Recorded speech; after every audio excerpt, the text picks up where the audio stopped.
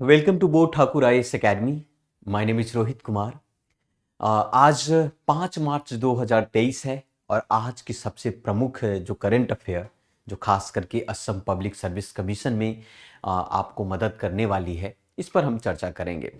आपका current affair the Hindu, Indian express और Assam tribunal से लिया गया है और अक्सर इसी प्रकार के प्रश्न आपके एग्जाम में पूछे जाते हैं, चाहे यूपीएससी के एग्जाम हो या असम पब्लिक सर्विस कमीशन की एग्जाम है। तो चलिए शुरू करते हैं, डिटेल से जानेंगे आज का प्रमुख खबर क्या है और साथ साथ में हम लोग ये भी समझेंगे और पढ़ेंगे। लास्ट में हम लोग एमसीक्यू के कुछ प्रश्नों को सॉल्व करेंगे जो कि एक्सपेक्टेड है असम पब्लिक सर्विस कमीशन के बेस के आधार पर हम लोग फ्रेम करते हैं। तो देखते हैं, तो शुरू करते हैं। आज का सबसे प्रमुख चीजें हैं कि हम आर्टिकल पर बात करते हैं, द हिंदू से लिया गया है। India's score 74.4 in world bank index on the life cycle of the working women. महिलाओं का पार्टिसिपेशन कितना है खास करके, तो वर्ल्ड बैंक ने एक इंडेक्स जारी किया है और इस इंडेक्स के बारे में जानेंगे कि भारत की महिलाएं कितना पुरुषों के साथ कंधे से कंधे मिलाकर काम कर रही हैं और भारत का क्या रैंक है इसमें। तो वो पूरी डेटा को हम समझेंगे और ये भी जानेंगे कि कहाँ पर शुरू बेहतर करने की आवश्यकता है, कहाँ पर इम्प्रूव करने की ज़रूरत है। साथ में ये भी समझेंगे कि भारत सरकार ने इस प्रकार के कितने गवर्नमेंट स्कीम्स लॉन्च किए हैं जो महिलाओं को वीमेन एम्पावरमेंट करे, महिलाओं को एम्पावर्ड करे। तो इसके बारे में हम चर्चा करेंगे। ये प्रश्न आपके जीएस सेकेंड के गवर्नेंस से बन सकता है, साथ साथ में जीएस थर्ड से भी आप इकोनॉमिक्स के पॉइंट ऑफ व्यू से इस प्रश्न को देखा जा सकता है।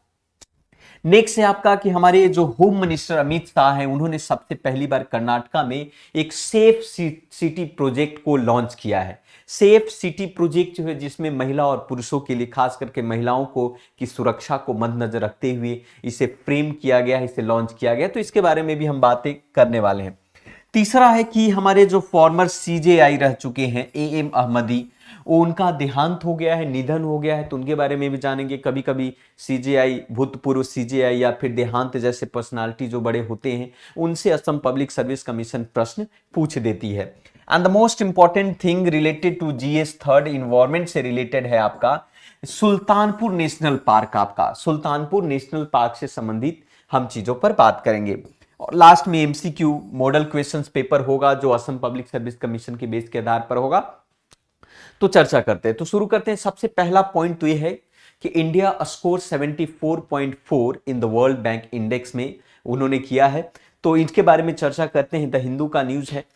तो कहा गया कि वर्ल्ड बैंक इंडेक्स ने जब जारी किया life cycle of the working women, जो काम करने वाली महिलाओं की जो लाइफ साइकिल है उसके बारे में उन्होंने इंडेक्स जारी किया, जिसे आप कहते हैं कि भाई women business and law 2023 report. तो आपके एग्जाम में प्रश्न के तौर पर यह पूछ सकता है कि भाई आप बताएं कि वह women business and law 2023 report किसके द्वारा जारी किया जाता है। तो वर्ल्ड बैंक के द्वारा जारी किया जाता है। अब इसमें कहा जाता है कि यह भी प्रश्न पूछ सकता है कि भाई 8 इंडिकेटर्स क्या है या कितने इंडिकेटर्स होते हैं जिसके आधार पर women business and the law 2023 report जारी किए गए हैं। तो आप कह सकते हैं कि इसमें 8 ऐसे इंडिकेटर होते हैं। खास करके इसमें यह कहा जाता है कि अगर महिलाएं अगर पुरुष के बराबर हैं तो आपका इंडेक्स का जो डेटा होगा वो करीब 100 होगा। मतलब कि अगर 100 को टच कर रहा है मतलब पुरुष और महिलाएं बराबर है कामकाज के तौर पर। लेकिन ऐसे पूरे विश्व में 14 मात्र ऐसे देश हैं जहां पर परफेक्ट 100 डेटा शो किए गए हैं। भारत उनमें से एक नहीं है, है ना। भारत का जो डेटा अगर देखा जाए तो 74.4 आया है। मतलब भारत ने स्कोर गेन किया है 74.4 इंडेक्स में किया है, जो कि हायर देन एवरेज है। पूरी दुनिया अगर साउथ एशियन रीजन की बात करें तो एवरेज 63.7% है आपका, लेकिन भारत उनसे आगे है। आपका भारत से आगे में से कुछ ऐसे देश है जैसे खास करके नेपाल। नेपाल के पास 18.6 है आपका नेपाल का 80.6 है आपका। तो इसके आधार पर कह सकते हैं कि नेपाल हमसे आगे है। परफेक्ट देश में मात्र ऐसे 14 देश देखने को मिले। तो कहने का मतलब महिलाओं और पुलिस के बीच में, पुरुषों के बीच में समानता तो होनी चाहिए बिजनेस के पॉइंट ऑफ व्यू से हो। हालांकि डायरेक्टिव प्रिंसिपल स्टेट पॉलिसी भी इक्वल वेजेस की बात करता है। अब रिफॉर्म लाने की बात किया कि भाई इसको परफेक्ट कैसे बनाया जाए। तो परफेक्ट बनाने के कई नियम है, कई रूपरेखा है। जैसे उदाहरण के तौर पर आप समझ सकते हैं कि भाई अपनी लीगल इक्वालिटी के बेस के आधार पर रिफॉर्म किया जा सकता है, संविधान में इस तरीके के प्रावधान लाए जा सकते हैं जो महिलाओं और पुरुष को बराबर कर सके, है ना। साथ साथ में इक्वल रेम्युनरेशंस की बात कर सकते हैं, इक्वल वेजेस की बात किया जा सकता है कि पुरुष जो काम को कर रहा है अगर महिला भी उसी काम को कर रही है तो समानता और जाहिर सी बातें हैं कि पुरुष के बराबर ही महिलाओं को वेज दिया जाए। तीसरी पॉइंट ये भी हम कह सकते हैं कि भाई महिला और पुरुष को भी दोनों सेम वे, चाहे दिन हो या रात हो, उनमें काम करने की स्वतंत्रता और आजादी भी दी जानी चाहिए। तो आप कह सकते हैं कि भाई पुरुष और महिलाएं दोनों बराबर हो जाती हैं, परंतु अभी भी इसमें हमारे यहां इस प्रकार की कमियां देखने को मिलती है। अगर हम रिपोर्ट की बात करें, भारत में वीमेन्स वर्कफोर्स पार्टिसिपेशन की बात करें, अगर आप देखें तो करीब करीब ऐसे कुछ पॉइंट है जिस पर हम चर्चा करते हैं कि India has appreciable presence of the women in the few sector. कुछ क्षेत्र में काफी अच्छा किया, जैसे मान लिया कि महात्मा गांधी नरेगा की बात करते हैं, मनरेगा की बात करते हैं, Mahatma Gandhi national rural employment guarantee Yojana की बात करते हैं या स्कीम की बात करते हैं, उसमें करीब 50% महिलाएं हैं। तो ये बात कर सकते हैं कि भाई पुरुष और महिलाएं की भागीदारी यहां पर बराबर है। यहां तक कि ये भी देखा जाए कि अगर आप सॉरी देखा जाए कि अगर आप भारत में सबसे ज्यादा हाईएस्ट फीमेल एयरलाइन पायलट्स हैं आपका, अगर देखा जाए पूरी दुनिया का अगर देखेंगे, पूरी दुनिया में एवरेज मात्र 5% महिलाएं जो पायलट्स हैं, लेकिन भारत एक ऐसा देश है जहां पर 15% महिलाएं जो हैं वो पायलट्स हैं। तो ये इस केस में देखा जा सकता है कि महिलाएं जो है काफी अप्रिसिएबल्स हैं यहां पर।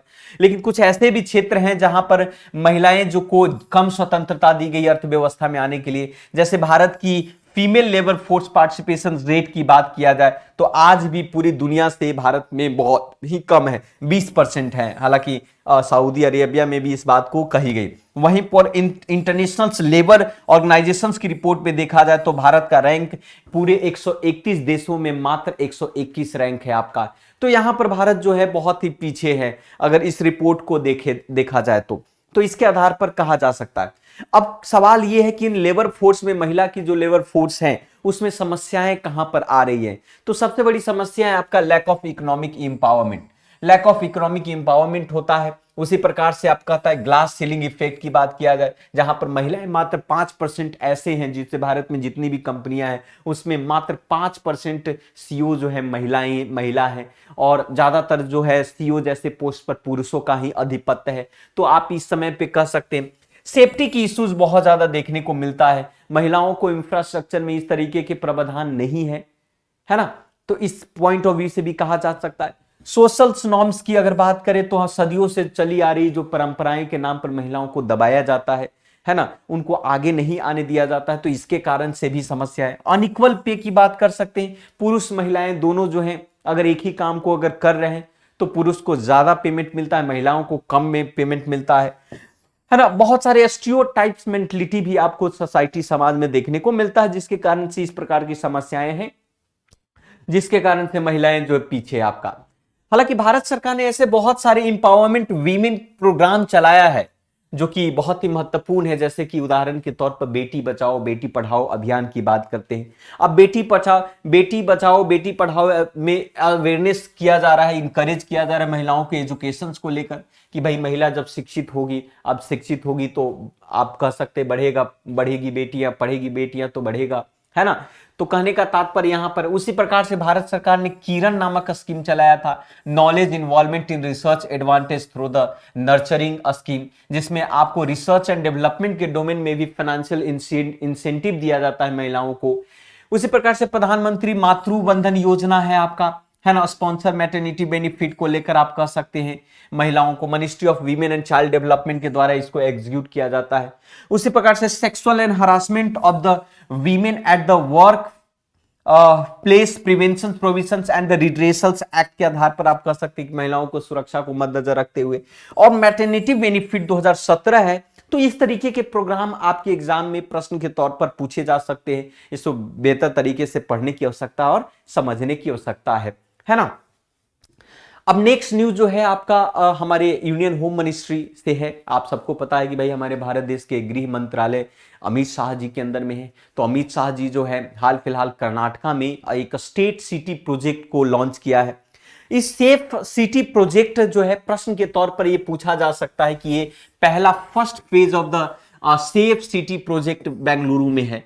अब इसकी ऑब्जेक्टिव क्या है? ये ऑब्जेक्टिव यही है कि इस बात का इंश्योर करता है कि आपकी सेफ्टी और सिक्योरिटी की जिम्मेवारी जो है खास करके महिलाओं का बेंगलुरु में ये व्यवस्था किया जा रहा है। अब सवाल ये है कि सेफ्टी में सरकार ऐसा क्या करेगी? तो इस प्रोजेक्ट के तहत पर हाई रेजोल्यूशन की camera, forensic van, safety island, ये इस तरह की व्यवस्था जो है इस सिटी में किया जाएगा ताकि महिलाएं खास करके बहुत ही सुरक्षित रहे। पुलिस जो है हमेशा मैक्सिमम स्पीड एड्रेसिंग इमरजेंसी होगा कि कॉल आया और आपका कुछ ही समय या कुछ ही पल के बाद जो है पुलिस आपके सामने हो। तो ऐसी प्रावधान के लिए हम सेफ सिटी प्रोजेक्ट कर्नाटका के अंदर में लॉन्च किया गया है अमित शाह जी के द्वारा। नेक्स्ट है आपका जो तीसरे सबसे जो प्रमुख न्यूज है आपका हमारे देश के चीफ जस्टिस ऑफ इंडिया। आप सभी को पता है भाई कि हाई कोर्ट या सुप्रीम कोर्ट से संबंधित जो है इंडियन पॉलिटी से संबंधित बहुत सारे प्रश्न पूछे जाते हैं, लेकिन कभी कभी आपका Assam public service commission personality base से भी प्रश्न पूछ देता है। तो ऐसी स्थिति में हो सकता है कि भाई चीफ जस्टिस ऑफ इंडिया के बारे में प्रश्न पूछे कि भाई बहुत बड़ी हस्ती है। तो ये जो पहले former chief justice of India रह चुके हैं आपका, है ना, जिनका नाम है एएम अहमदी नाम था, उन्होंने 90 साल की उम्र में उनकी मृत्यु हो जाती है। वो भारत के 26वें चीफ जस्टिस ऑफ इंडिया रहते, 26th chief justice of India. अक्टूबर 1994 से लेकर 1997 तक रहा है। 1964 में उनको एज ए सिविल और सेशन जज के तौर पर अहमदाबाद में उनको एज ए अपॉइंटमेंट किया गया था जज, है ना। बाद में 1976 में उनको गुजरात के जज के तौर पर गुजरात हाईकोर्ट के जज के तौर पर उनको इलेक्ट किया गया। फिर सुप्रीम कोर्ट 1988 में सुप्रीम कोर्ट के जज बने और इसी सिलसिला को चलते चलते जो finally chief justice of India के तौर पर 26वें चीफ जस्टिस ऑफ इंडिया के तौर पर उनको चुना गया। लेकिन 90 साल की उम्र के तौर पर उनकी मृत्यु हो गई है। तो कहने का मतलब जो आया है सो तो जाएगा ही, लेकिन ये हमारे प्रश्न में भी आ सकते हैं, तो इसलिए ये हमारे लिए बहुत ही महत्वपूर्ण हो जाते हैं, है ना। नेक्स्ट लास्ट जो है आपका सुल्तानपुर नेशनल पार्क। हम सभी को पता है कि भाई नेशनल पार्क से अक्सर प्रश्न आपको असम पब्लिक सर्विस कमीशन पूछती है। तो यहां पर सुल्तानपुर नेशनल पार्क मीडिया में है। इन मीडिया में आने के पीछे ये कि हमारा पता है आपको G20 हमारे देश में आयोजन किया जा रहा है। ट्राइक्वा में अगर बात करें G20 की प्रेसिडेंसी हमारे पास है, तो हम लोग आयोजन कर रहे हैं वहां पर। तो G20 के जो डेलीगेट्स हैं रिसेंटली उन्होंने सुल्तानपुर नेशनल पार्क में विजिट किया और विजिट करने के बाद जो है, जबकि सुल्तानपुर जो आपका नेशनल पार्क है पूरी विश्व में पूरी कंट्री का 75 ऐसे रामसर साइट्स हैं आपका। तो ये प्रश्न के तौर पर आपके एग्जाम में पूछ सकता है। थोड़ा सा सुल्तानपुर के बारे में आप जान ले कि सुल्तानपुर नेशनल पार्क क्यों फेमस है। तो सबसे पहला पॉइंट तो ये पूछेगा कि ये कहां में है। तो ये हरियाणा में है आपका, हरियाणा के ही एक गुड़गांव, आप सभी को पता होगा आपका गुड़गांव डिस्ट्रिक्ट के अंदर में सुल्तानपुर बर्ड सेंचुरी के नाम से यह जाना जाता है और करीब 1.42 किलोमीटर स्क्वायर किलोमीटर में यह फैला हुआ है। मेनली वेटलैंड्स है, मेनली क्या है, वेटलैंड्स है। इसको national park is a major habitat. यहां पर एक्वेटिक बर्ड्स देखने को मिलते हैं, बहुत सारे माइग्रेटरी और रेसिडेंस बर्ड आपको यहां पर देखने को मिल जाएंगे। हालांकि 2021 में अंतरराष्ट्रीय वेटलैंड के तौर पर रामसाइट्स के तौर पर इसको नोटिफाई किया गया था। आपको इसमें ट्रॉपिकल और ड्राई डेडियस जैसे बहुत सारे वेजिटेशन दिख जाएगा, ग्रासेस, रोप, खाइर, तेंदू, बीर, जामुन, इस तरीके के बहुत सारे वृक्ष आपको वहां पर देखने को मिल जाएंगे। एंटीलोप्स जैसी बहुत सारी जानवरें भी आपको मिलेंगे। तो ये हमारे एग्जाम में सुल्तानपुर नेशनल पार्क के बारे में आपके प्रश्न पूछ सकता है। तो ये बहुत ही इंपॉर्टेंट हो सकता है असम पब्लिक सर्विस कमीशन के लिए। तो ये था आज का प्रमुख। कुछ हम लोग क्वेश्चन सॉल्व कर लेते हैं और लास्ट में आपके लिए भी मैं कुछ प्रश्न आपके लिए छोड़ता हूं। तो देखिए आपका पहला क्वेश्चन है कि कल के भी क्लास में हम लोगों ने डिस्कस किया था इसके बारे में कि where was the Asia longest ever cycle race flag off from Jammu Kashmir. तो कल के न्यूज में आप लोगों ने देखा था कि भाई जम्मू कश्मीर से एशिया का सबसे ज्यादा लंबा जो है दूरी तय किए जाने वाली साइकिल रेस की शुरुआत हुई और ये कन्याकुमारी तक जाएगी। तो शुरुआत कहां से हुई, जम्मू कश्मीर के, कहां से, श्रीनगर से हुआ था। तो ये आपका प्रश्न इस तरीके से कह सकता है, तो C is the right answer होंगे। उसी प्रकार से in which state did the first women become to MLA in the state history. Assam, Nagaland, Kerala, Orissa. मतलब भारत की आप कह सकते हैं कि पहली महिला जो है नागालैंड राज्य की पहली इतिहास के उस राज्य के इतिहास की पहली महिला जो एमएलए महिला जो है एज ए चुनी गई है तौर पर आप कह सकते हैं एमएलए के तौर पर। तो ये कौन सा भाई, असम, नागालैंड, केरला, उड़ीसा। तो ये इसकी राइट आंसर आपका ये नागालैंड होगा आपका, राइट आंसर नागालैंड होगा। नेक्स्ट पॉइंट पर आप देख सकते हैं, नेक्स्ट क्वेश्चन है आपका कि under section 144 code of criminal procedure 1973 who is authorised to issue to order of prevention danger to nonsense. कभी कभी क्या होता है कि अशांति होने के कारण जिला के अंदर में 144 144 कोड ऑफ क्रिमिनल्स प्रोसीजर जो है लागू किए जाते हैं। तो ये प्रश्न पूछ रहा है कि ये किसके द्वारा लागू किया जाता है, सुप्रीम कोर्ट के द्वारा, हाई कोर्ट के द्वारा, डिस्ट्रिक्ट मजिस्ट्रेट या होम अफेयर। जाहिर सी बात है इसका सही उत्तर आपका डिस्ट्रिक्ट मजिस्ट्रेट होगा। ऐसे प्रश्न आपके एग्जाम में पूछे जाते हैं। ये प्रश्न आपके लिए है, आप इसे कमेंट बॉक्स में जरूर इस प्रश्न का उत्तर दें कि India first green field grain based ethanol plant has been inaugurated in which state. ये आपका ऑप्शन है आपका गुजरात, उड़ीसा, बिहार, आपका तेलंगाना। तो सही उत्तर आप कमेंट बॉक्स में जरूर लिखें। इससे ये पता चलता है कि भाई आपकी तैयारी कैसी है ना। इससे हमें समझने की जरूरत आसानी मिलती है। तो बेहतर है कि आप इस प्रश्न का उत्तर कमेंट बॉक्स में जरूर दें, ये आपके लिए बहुत बेहतर होगा और हमारे लिए भी आप एक आत्मविश्वास की बात है कि आप सभी लोग अपने वीडियो को देख रहे हैं। तो ये था आज का प्रमुख करंट अफेयर। तो फिर मिलते हैं आपको, बाकी इस चैनल पर बने रहें, बोध ठाकुर आईएएस के चैनल को सब्सक्राइब करें, नोटिफिकेशंस बेल आइकन को भी प्रेस करें ताकि आपको जानकारी मिलता रहे कि हम लोग किस किस प्रकार के प्रोग्राम आपके सामने लेकर आते हैं। तो मिलते हैं फिर से दूसरे वीडियो में। So thank you very much for today, मिलते हैं फिर से।